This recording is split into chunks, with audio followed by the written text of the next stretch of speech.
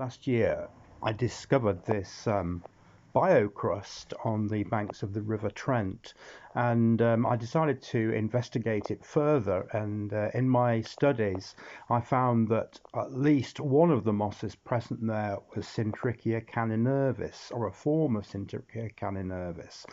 I've extracted more mosses this year and looked at them at different stages of hydration.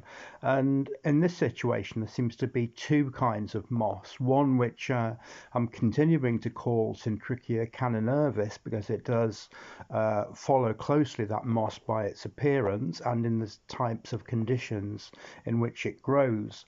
The other moss that I found here is quite different. It has a different shoot structure and a different appearance when hydrated, being more red.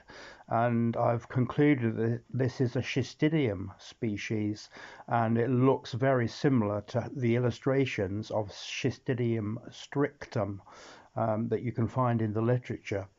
What I wanted to also do was to see how the appearance of these mosses changed as they became more desiccated. So I allowed the mosses to dry out, and we'll have a look at what they look like as they progressively dry out over time.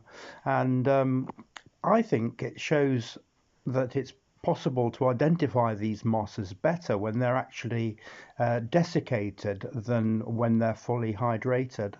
And as you'll see, the appearance does change a lot as they dry out.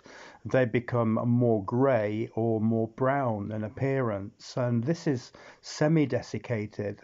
And you can see when they become more desiccated, they lose the green colour, and the shoots tend to curl up and become more dark and less green. And this is the Syntrichia caninervis. It's still some green shoots visible, but the white hairs at the end of the shoots are also starting to become more obvious. And that's Syntrichia caninervis again, whereas the one beneath it is the Schistidium strictum.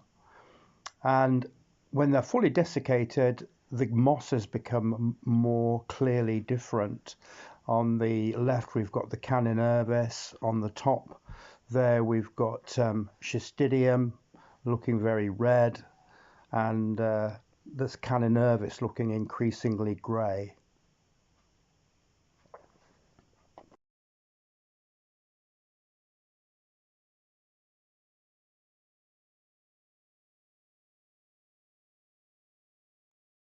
One way of being sure that you've got Syntrichia caninervis is looking at the side of the shoots when they're desiccated.